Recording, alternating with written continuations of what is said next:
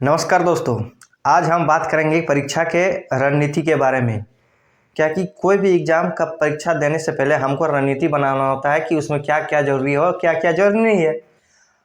अगर हम सही से रणनीति बना लें और किस प्रकार से पढ़ना चाहिए और किस प्रकार से नहीं पढ़ना चाहिए, अगर इसका पूरा ध्यान में रखते हुए अगर हम किसी भी कॉम्पिटिटिव एग्ज़ाम हो या फिर बोर्ड एग्ज़ाम हो, अगर उसका तैयारी करते हैं, किसी भी कॉम्पिटिटिव एग्ज़ाम हो या फिर बोर्ड एग्ज़ाम हो, अगर आप ये आपके साथ रणनीति अगर आप बना लेते हैं तो आपको उस परीक्षा में सफल होने का पूरा चांस होता है।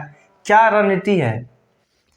तो क्या रणनीति है कि अगर आप किसी भी एग्ज़ाम को देते हैं तो उसको समझने के लिए सबसे पहले उनके सिलेबस को समझें, ताकि सिलेबस में दिया होता है कि क्या पढ़ना चाहिए और क्या नहीं पढ़ना चाहिए।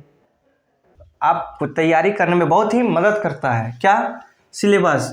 एक नंबर में क्या है कि पूरे सिलेबस की जानकारी होनी चाहिए, चाहे आप बोर्ड एग्ज़ाम देते हो या फिर कॉम्पिटिटिव एग्ज़ाम देते हो। दूसरा क्या है कि रेगुलर पढ़ाई करें। दूसरा, अगर आप सिलेबस को देखते हुए अगर रेगुलर पढ़ाई करते हैं तो आपका बहुत ही मदद करेंगे किसी भी परीक्षा में सफल होने के लिए। तीसरा क्या है? बुक्स या नोट्स लेकर ही पढ़ाई करें।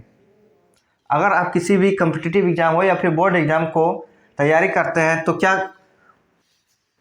बुक्स या नोट्स आपने बनाया होगा, बुक्स खरीदा होगा या फिर नोट्स बनाए होंगे, तो इसको बुक्स या नोट्स लेकर ही पढ़ेंगे।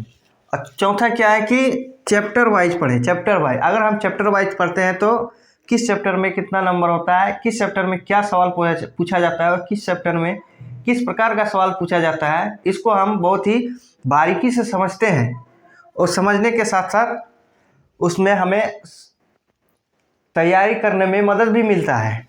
पांचवा क्या है? लगातार एक ही विषय को ना पढ़ें। अगर आप डेली पढ़ाई करते हैं और डेली एक ही सब्जेक्ट को पढ़ते हैं तो ध्यान में रहेगा कि दूसरा सब्जेक्ट भूल सकते हैं और भूल ही जाएंगे, क्योंकि हमने खुद देखा है, हमने करके देखा है।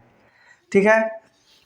छठा क्या है? हर दिन रिवीजन करें। अगर आप चैप्टर वाइज पढ़ाई करते हैं, अगर आप इन करने से क्या होगा कि आप पीछे जो पढ़ाई किए हैं उसको आपके माइंड में दौड़ते रहेगा। अगर दौड़ते रहा तो यानी आपको याद है, अगर याद रहा तो आप किसी भी परीक्षा में सफल होंगे। और सातवां सबसे महत्वपूर्ण क्या है कि रिवीजन तो करें, साथ में प्रीवियस ईयर क्वेश्चन पेपर को सॉल्व करें। अगर आप प्रीवियस ईयर क्वेश्चन पेपर को सॉल्व करते हैं, अगर उसमें 100 नंबर का एग्ज़ाम होता है और प्रीवियस ईयर क्वेश्चन को सॉल्व करके आप 60 नंबर ले आते हैं, तो समझे आपका तैयारी मजबूती से है। इसी में पता चलता है कि आपका तैयारी कैसा है, कैसा रहेगा।